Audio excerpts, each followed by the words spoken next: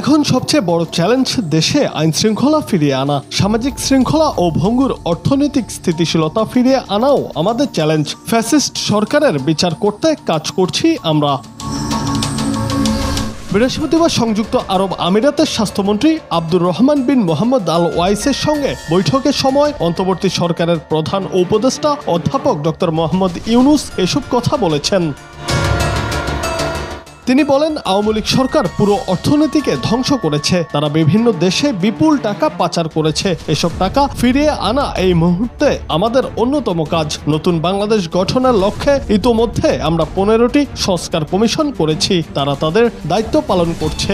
আমরা এখন রাজনৈতিক দলগুলোর সঙ্গে আলাপ করে শিগগিরই সংস্কার সম্পূর্ণ করে নির্বাচনের দিকে যাব।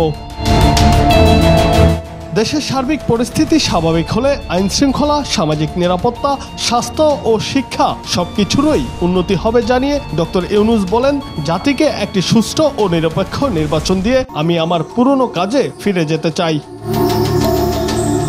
বাংলাদেশের এই পরিস্থিতিতে দায়িত্ব নেওয়ায় ডক্টর মোহাম্মদ ইউনুসকে অভিনন্দন জানিয়েছেন আমিরাতের স্বাস্থ্যমন্ত্রী আব্দুর রহমান বিন মোহাম্মদ আল ওয়াইস। জুনায়েদ আহমেদ, বাংলা টিভি।